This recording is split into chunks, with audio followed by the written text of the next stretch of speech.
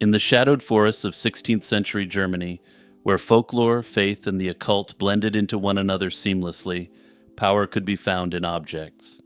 It could be a blessed relic, a poisoner's vial, or, in the darkest of tales, a simple leather belt. But the belt we're going to discuss today was no ordinary girdle. According to the confession of Peter Stump, this was a gift from the devil himself.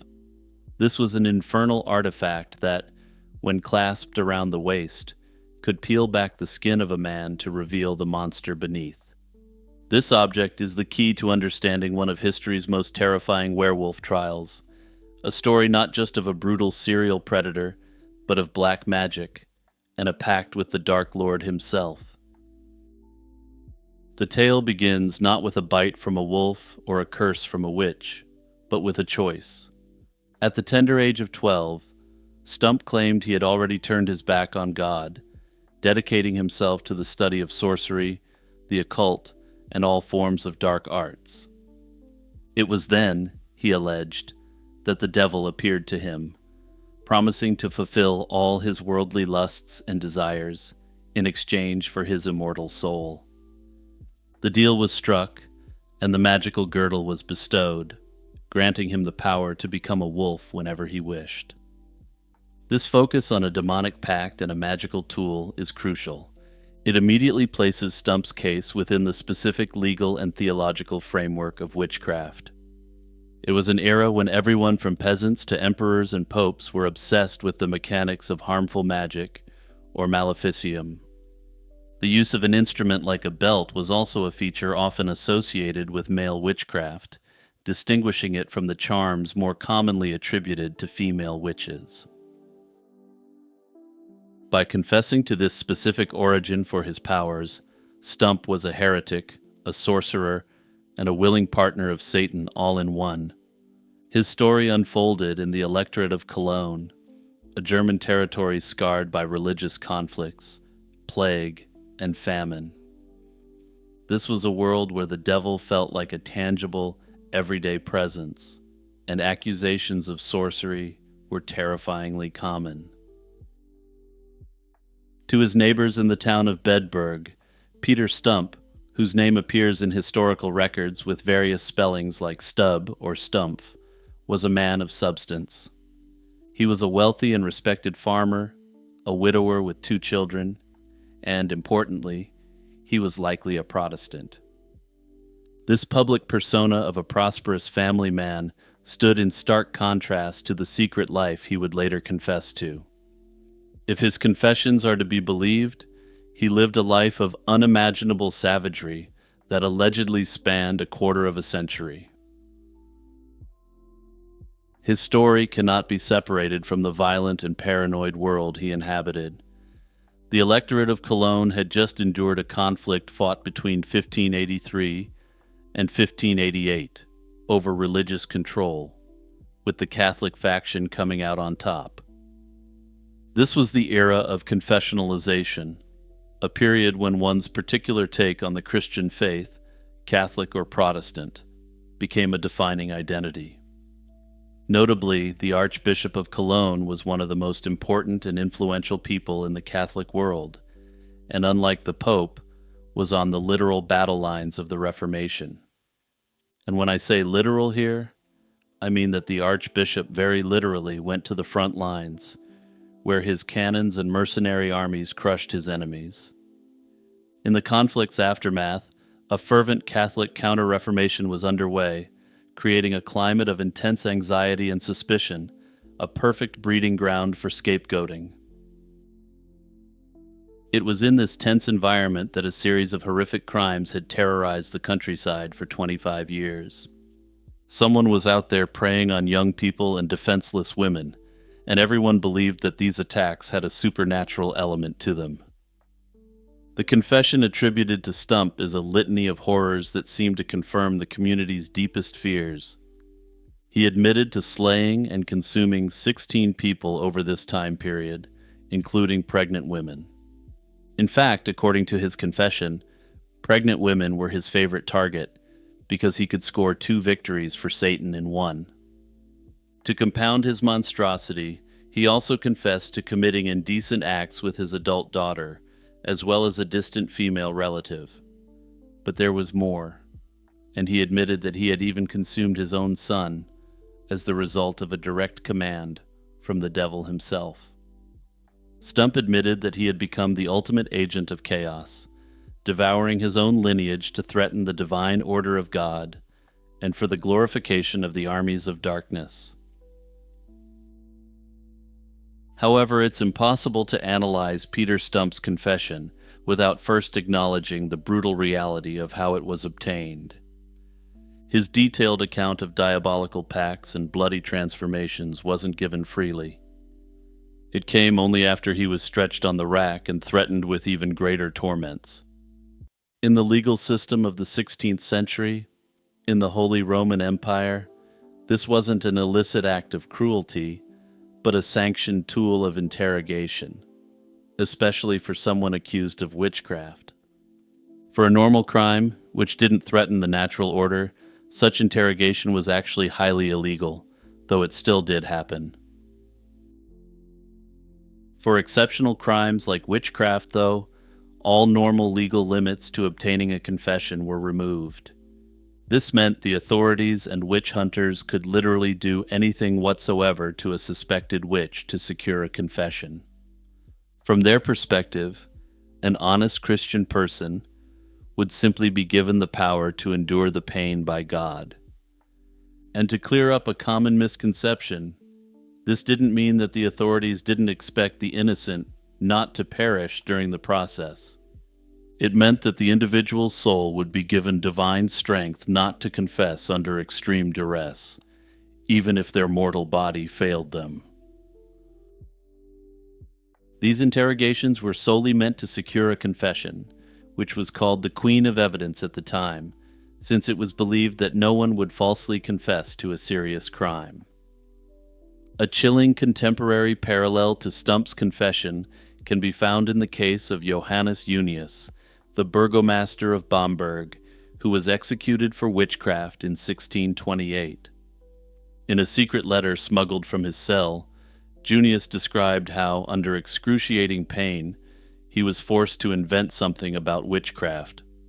This letter described how he knew what the consequences of the confession would be, but that he simply couldn't endure the interrogation methods any further. Stump's confession almost certainly followed a similar horrifying script. Under this duress, Stump painted a vivid picture of his life in servitude to the devil. He claimed to have been given a succubus, a female demon in human form, as a mistress, a detail that firmly embedded his case within the established demonology of the time. This also made the case even more lurid, since this demonic creature was supposed to be unimaginably attractive and also down for absolutely anything, to use modern terminology. As a result of these confessions, his daughter and his succubus mistress were also rounded up, and they would be receiving similar fates as well. He described his wolf form in terrifying detail as well, focusing on the extreme power he had been given by the devil to carry out his evil deeds. The mechanism was that magical belt, which when putting it on induced the metamorphosis, and removing it returned him to his human shape. Yet, in a crucial detail that was ultimately ignored by the court, when authorities sent men to the valley where Stump said he had left the belt, it was never found. In a system where the confession itself was paramount, the complete lack of physical evidence for the supernatural claims was deemed irrelevant. While it's not known how this was justified at the time, one can imagine that the authorities may have believed an agent of the devil retrieved it upon the capture of Stump. Not everyone, however, was swept up in the hysteria. Hermann von Weinsberg, a respected alderman in Cologne, recorded the events in his private diary, and his account offers a far more skeptical perspective. Von Weinsberg notes that Stump was known to engage in criminal activities and had engaged in illicit relationships outside of marriage, but when it came to the magic, his tone shifts. He records that he would leave the judgment of matters like witchcraft solely to God, which was the polite 16th century way of saying that he viewed it as sensationalism. That said, despite these private concerns, there's no record of von Weinsberg speaking out against the verdict in public. Because you know who stands up in public to say that society should leave the judgment of witches to God alone? Yeah, you guessed it. An agent of the devil, of course. On Halloween night, October 31st, 1589, Peter Stump was brought before the people of Bedburg for the last time. His execution was a meticulously choreographed piece of state-sponsored theater, a lesson designed to be a powerful deterrent for future witches and werewolves. The brutality was purposeful, with each act carrying a symbolic weight intended to ritually deconstruct the man from the monster. First, he was strapped to a large cartwheel, a device known as the breaking wheel. Then, with red-hot pincers, a witch hunter dug into his body in 10 separate places. This act was a physical manifestation of the pains of hell he had supposedly earned through his pact with Satan. Next, his arms and legs were systematically shattered with the blunt side of a wooden axe, destroying the limbs that had carried him on his rampages. Only after this agonizing process was he granted beheading, an act intended to show the mercy of justice, separating his human identity from the beast he had confessed to becoming. But even death was not the end, and his headless corpse was dragged to a pyre and burned, a final act of purification intended to ensure no trace of his evil could linger. Alongside him, the bodies of his daughter and his mistress, the alleged succubus, were also burned. The spectacle concluded with a final grotesque warning. Stump's severed head was impaled on a tall wooden pole with a figure of a wolf below it. This gruesome monument was put up for all to see, a permanent reminder of the fate that awaited anyone who dared to follow Stump's path. The story of this horrific day was not confined to Bedburg. Thanks to the relatively new technology of the printing press, sensational pamphlets and illustrated broadsheets detailing Stump's crimes and executions spread rapidly. They first went across Germany, then quickly into northern Italy and France, and then into England, ensuring his local notoriety would transform into international infamy. Over 4 centuries later, the question of who Peter Stump truly was remains unknown.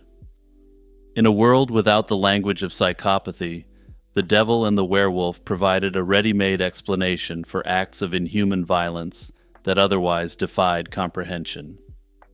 His crimes, if real, were so monstrous that perhaps only a monster could have committed them. However, the historical context offers a more troubling possibility, one with fairly significant shades of Elizabeth Bathory's case, though on a much smaller scale.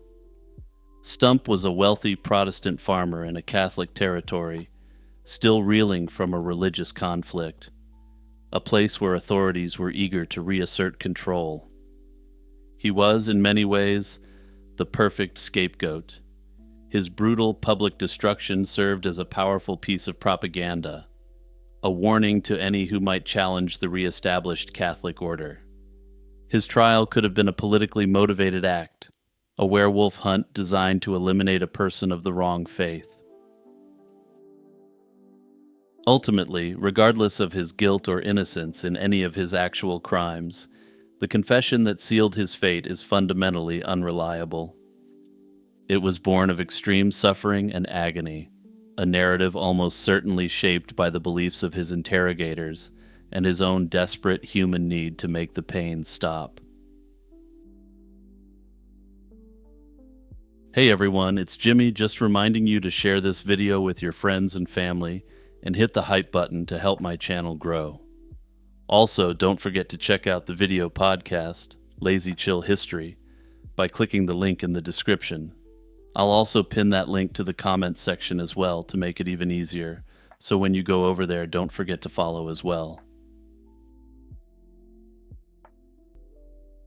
Imagine a moonless midnight on a lonely dirt crossroads in rural Mississippi. A young bluesman stands at the barren intersection, guitar in hand, desperate for a way to become great. According to legend, Robert Johnson was that man, and on this eerie night, a tall, mysterious figure approached out of the darkness. The stranger, said to be Satan himself, silently took Johnson's guitar, tuned the strings, and played a few haunting chords before handing it back.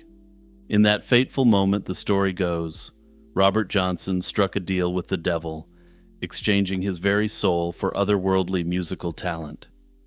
When the phantom vanished into the night, Johnson was left standing at the crossroads with mastery of the blues, and a curse that meant his soul now belonged to the devil. It's a chilling tale that sounds like pure folklore, yet it has become one of the most enduring mysteries in American music history. How did this humble Mississippi musician come to be at the center of a supposed Faustian pact? And what truth lies behind the legend of the bluesman who bargained with the devil? To understand that, we must first meet Robert Johnson himself, the man behind the myth. Robert Johnson was no ordinary musician, at least not in retrospect. Born in 1911 in Hazelhurst, Mississippi, he lived in the heart of the Delta, the cradle of blues music. Johnson's early life was marked by hardship and restlessness. He was a small, slight young man with a hunger to make music, known initially for playing harmonica as a boy. However, his dream was to become a great blues guitarist and singer. In the late 1920s, Johnson hung around older bluesmen trying to hone his guitar skills. By all accounts, he wasn't very good at it, and the legendary bluesman, Sunhouse, later remembered the young Robert Johnson as a, quote, embarrassingly bad guitarist. This lack of early talent makes what happened next in Johnson's life all the more perplexing and perhaps ripe for legend. Around 1930, Johnson vanished from the blues circuit, and most people thought this hopeless young man gave up on his improbable dream. Then something very weird happened, which set the stage for the legend surrounding him. About a year later, when Johnson finally reappeared in the Delta, he was transformed. Seemingly overnight, he had become an absolute virtuoso on the guitar, able to outplay even the master guitarists who had once dismissed him. Fellow bluesman Johnny Shines recalled that Johnson could pick up any song after hearing it just once, whether blues, gospel, or more mainstream tunes. This was both strange and oddly disturbing, given Johnson's previously questionable abilities. Robert Johnson developed a complex, innovative style and a soulful singing voice that captivated those who heard him. It was as if Robert Johnson had unlocked a superhuman level of skill in a shockingly short time. Johnson spent the next several years, from 1932 to 1938, roaming the Delta and beyond as an itinerant musician. He played on street corners, and at country dances, and at run-down drinking establishments, and often just worked for a few dollars or a meal and a place to sleep. He was a rambling presence, known to hop trains or hitch rides, and he often used different names in different towns, adding to the aura surrounding him. In an era of segregation and hardship, the life of a young black bluesman was tough and often dangerous, but Johnson was committed to his music above all else. He finally got the chance to record in 1936 and 1937, cutting 29 songs in 2 sessions in Texas. These recordings, including future classics like Crossroad Blues and Sweet Home Chicago, showcased his eerie, expressive vocals and astonishing guitar technique. Yet during his lifetime, those records made only a minor ripple regionally. Johnson remained virtually unknown to the wider world and earned no fame or fortune to speak of while alive. In August 1938, at just 27 years old, Robert Johnson met an untimely and mysterious end. The most accepted story is that he was poisoned with strychnine by a jealous husband or bar owner, after Johnson reportedly flirted with the man's wife during a gig. Another version of events suggests that he was poisoned with dissolved mothballs. Still others suggest that his cause of death was perhaps something more occult related. Whatever the case, what is known is that Johnson fell ill for days and died in painful convulsions near Greenwood, Mississippi.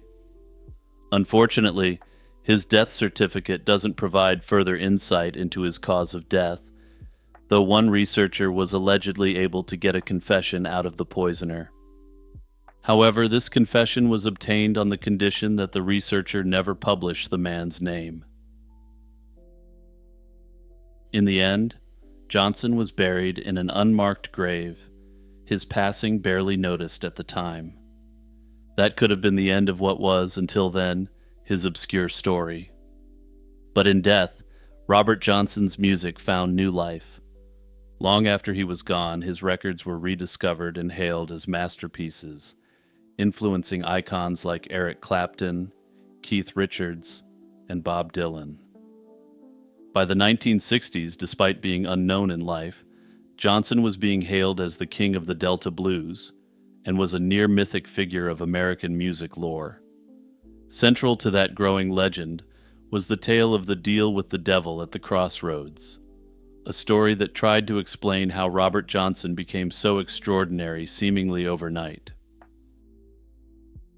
The legend of Robert Johnson's satanic deal is the stuff of pure Americana, a dark fable repeated and embellished for decades.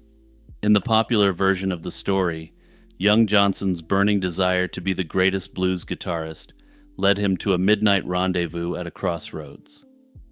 Some say it was the junction of Highways 61 and 49 in Clarksdale, Mississippi, which is today marked by a trio of hanging guitars on a pole. Other locations have also been suggested, and while the exact location varies, the core myth is the same. Robert Johnson waited by the crossroads on a moonless night, guitar in hand, until the devil showed up to answer his prayer. In that moment, Robert Johnson's soul was sealed in a devilish bargain. In exchange, he was granted otherworldly mastery of the guitar, the ability to summon haunting melodies and soul-piercing blues whenever he played. The legend pointedly parallels the story of Faust, the man who sold his soul for knowledge and power. Here, the currency was the blues. Johnson walked away from the crossroads with the devil's tuning and a pact signed in blood, destined to become the unrivaled king of Delta blues. The cost of this varies in the telling, but every version accepts that eternal damnation is part of the deal, while other versions add that he would only ever achieve fame in death. It's easy to see why such a sensational story caught on. Johnson's rapid transformation from mediocre guitarist to virtuoso seemed almost supernatural to those who knew him. The Mississippi Delta in the 1930s was steeped in spirituality and superstition. People spoke in whispers about hoodoo magic, spirits, demonic pacts, and deals struck under midnight moons. The blues itself was often condemned by church-going people as the devil's music, sinful by nature. In Johnson's case, he literally sang about demons and hellhounds, which only added fuel to the fire. Songs like Me and the Devil Blues paint a portrait of waking up to Satan knocking on his door, and Hellhound on My Trail speaks of being chased by demonic dogs. It wasn't hard for listeners to connect these lyrics to the legend, and in his most famous track, Crossroad Blues, Johnson moans about going down to the crossroads and kneeling to beg for God's mercy. This is a haunting scene that many later interpreted as a reference to his midnight meeting with Satan. Under this interpretation, the song is based on Johnson going back to the same place where he made the deal with the devil to plead with God for his soul back. Whether Robert Johnson factually attempted to make a pact with the devil actually yields an answer that's much more unusual than you would expect. This answer also provides significant insight into the chilling aura that this bluesman cultivated in his own lifetime. While the Crossroads legend makes for a spooky origin story, researchers and those who knew Johnson have offered far more earthly explanations for his musical metamorphosis. For one, that year or two when Johnson disappeared from the music scene wasn't spent summoning demons, but dedicated to intense practice. But here's the thing. The practice Robert Johnson underwent was quite bizarre, and reads like something out of the origin story of a character from a horror flick. Johnson sought out a mentor, an older bluesman named Ike Zimmerman, who was renowned for his guitar skill. As it happens, Zimmerman had an unusual teaching method. He and Johnson would sit in quiet graveyards around the midnight hour to practice guitar, believing it was a peaceful place where no one would disturb them. But it gets a bit weirder, since Zimmerman himself claimed that he received his musical abilities not by conventional means, but by communing with the dead in cemeteries.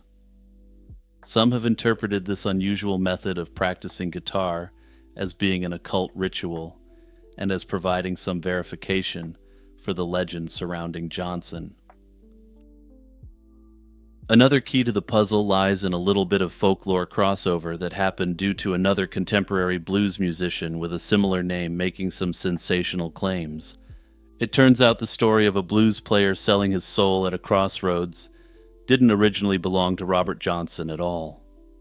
A contemporary Delta bluesman named Tommy Johnson had been openly bragging about a similar devilish deal years earlier. Tommy Johnson, who wasn't related to Robert, would tell people he sold his soul to the devil to explain his own guitar prowess. When blues scholars and enthusiasts in the 1960s started digging up Robert Johnson's story, it appears that Tommy's devil deal legend got mashed together with Robert's life. The likely truth is that Robert Johnson's immense talent and Tommy Johnson's colorful myth were fused into one compelling narrative, and thus the ultimate blues legend was born. This legend was of course bolstered by the fact that those closest to Robert Johnson knew that he practiced guitar at midnight in graveyards, an act that was disturbing to religious Southerners. In an interview decades later, Son House, that elder bluesman who knew Robert as a youth, was asked about the Crossroads myth. He said that if he hadn't seen Robert's improvement with his own eyes, he would say that he must have sold his soul to the devil. This interview was taken out of context and sensationalized. House was simply stating that if he hadn't seen it happen himself, the only way he could explain it would be some sort of occult intervention. But he had seen it himself, so it was clear the devil wasn't involved. Further, long after Robert died, his family stated that he had sold his soul in interviews decades later. However, in the context they're talking about, it's clear they don't mean a literal pact with the devil. What they're talking about is Robert Johnson's decision to become a bluesman rather than to play gospel music. Real or not, the tale of Robert Johnson's deal with the devil has proven irresistibly compelling, ensuring that his name lives on in popular culture.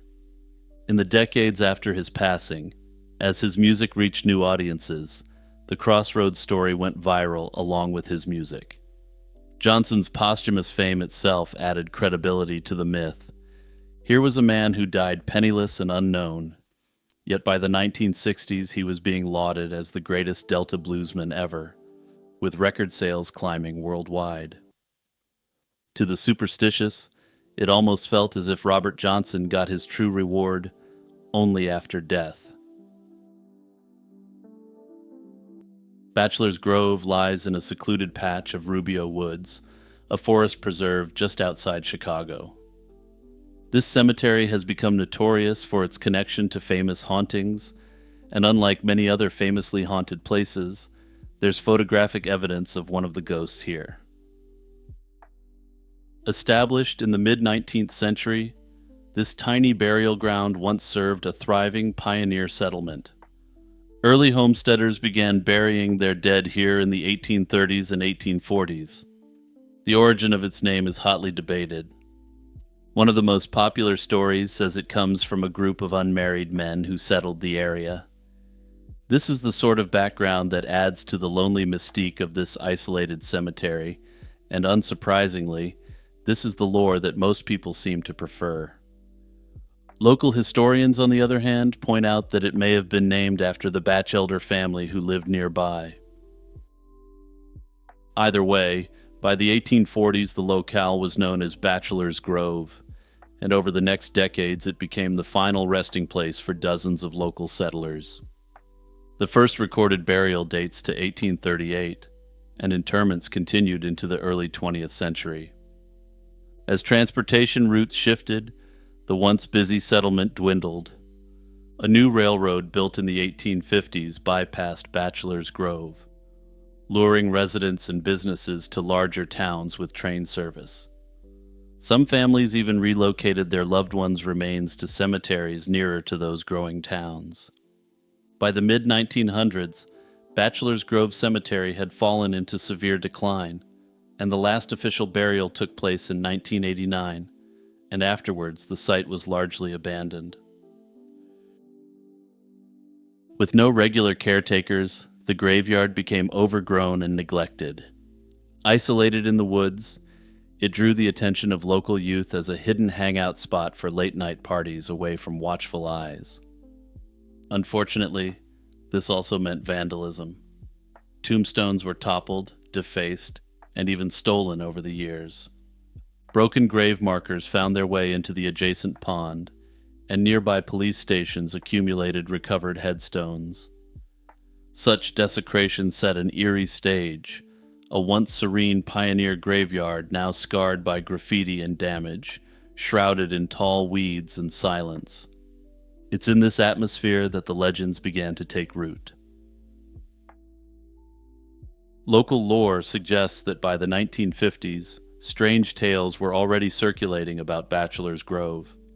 With the cemetery's increasing remoteness, people started whispering of unexplained sights in the woods.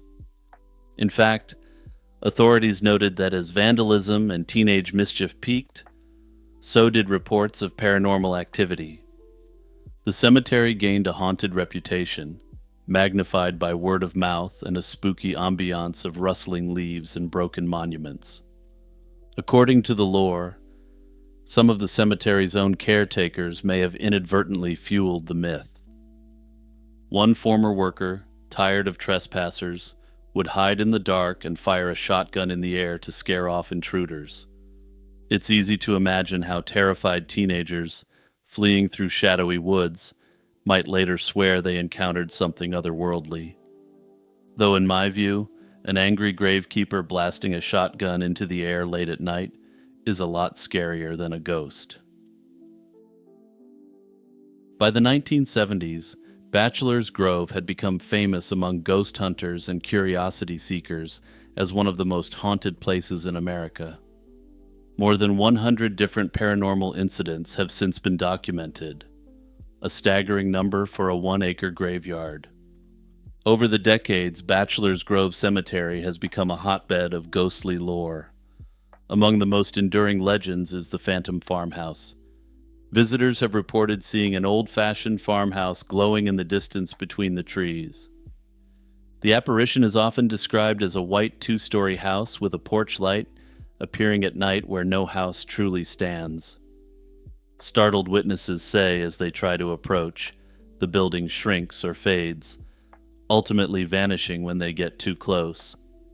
This floating house has no confirmed historical counterpart on that exact spot, or even in the area. However, this ghost house pales in comparison to the true superstar of Bachelor's Grove. Perhaps the most famous specter here is the White Lady, often called the Madonna of Bachelor's Grove. This ghostly woman in white has been sighted drifting through the cemetery, sometimes cradling an infant in her arms. Many encounters occur on clear nights with a full moon. Witnesses describe her as wearing a flowing white dress or shroud, her face often obscured or downcast, as if in mournful search of something or someone. According to local legend, she's thought to be the spirit of a young mother buried in the cemetery next to her child. In fact, one of the remaining headstones simply reads "Infant Daughter," and some tie this grave to the Lady in White's story. The connection between a mother and lost child, combined with the cemetery's tragic aura, gives this legend an emotional resonance. The White Lady of the Grove might have stayed just a typical ghost story, except that she was seemingly caught on camera. In 1991, a team of paranormal investigators with the Ghost Research Society visited Bachelor's Grove and captured a truly iconic ghost photograph. Using infrared film, they snapped a daytime image that, once developed, revealed a lone woman sitting on a broken tombstone. She appears in an old-fashioned gown with long hair, her form faintly translucent. The researchers who were there that day swore no living person was in the cemetery at that moment at that location. The photo was published in newspapers across America, as was the style at the time, and soon the Madonna of Bachelor's Grove went viral in paranormal circles. To believers, it was validation of the White Lady's presence, a ghost caught on film, gazing forlornly over her resting place. Skeptics proposed more mundane explanations, from photographic anomalies to an outright hoax. Whether this is a true image of a ghost or a clever hoax or some accidental anomaly, it remains the centerpiece of Bachelor's Grove lore. The Lady in White isn't the only apparition said to roam here. Shadowy figures are frequently reported along the lonely access path and among the trees. In the 1980s, visitors described seeing several figures in monk-like robes silently walking the grounds. By the time anyone approached, these mysterious robed silhouettes disappeared without a trace. Not all the eerie experiences involve full-bodied apparitions. Many visitors speak of mysterious lights and other sensory anomalies. Glowing orbs of light, often red or blue, have been seen flitting through the trees or hovering above tombstones at night. These ghost lights sometimes zip down the deserted trail and then blink out when pursued. Photographers over the years have also captured strange floating spheres or mists on film. Besides visual phenomena, people have reported disembodied sounds, including the echo of a baby crying in the distance and phantom footsteps on the gravel path. With so many ghost stories tied to one location, people naturally wonder what makes Bachelor's Grove Cemetery such a hotbed of hauntings.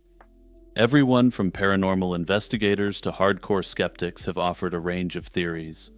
One common idea is the residual energy theory, the notion that past events can imprint on a location and replay over time like a recording. Bachelor's Grove, with its long history, could be rich in such imprints according to advocates of this theory. In this view, the phantom farmhouse and the Lady in White might be residual, rather than an interactive ghost. These manifestations don't respond to the living. They simply play out their eternal routines. In this theory, these are essentially NPCs playing out a scripted action over and over again. Another mystical hypothesis involves ley lines, invisible lines of geoenergetic force that crisscross the Earth in New Age and occult lore. Some paranormal enthusiasts suggest that Bachelor's Grove sits at the intersection of ley lines or other energy nexuses. In theory, such intersections create supernatural hotspots where the veil between the physical world and the spirit world is thinner. If true, that could explain why so many different phenomena concentrate in one tiny graveyard.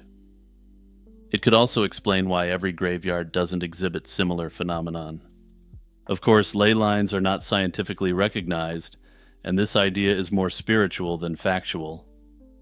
Still, for believers in the theory, this offers what they believe to be an internally consistent explanation for why this and other sites are so spiritually significant.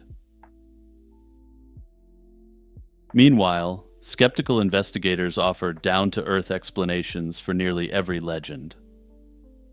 From their perspective, Bachelor's Grove's isolation and appearance make it a perfect stage for misinterpretation. Visit on a quiet night and you're enveloped in darkness, with only moonlight and the sounds of nature. In such conditions, the human mind can play tricks. Car headlights from a far-off road could reflect oddly, creating the illusion of a phantom farmhouse or phantom vehicle.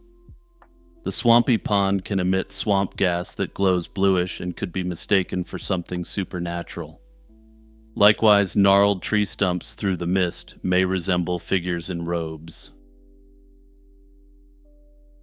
Psychologists note that expectation is powerful.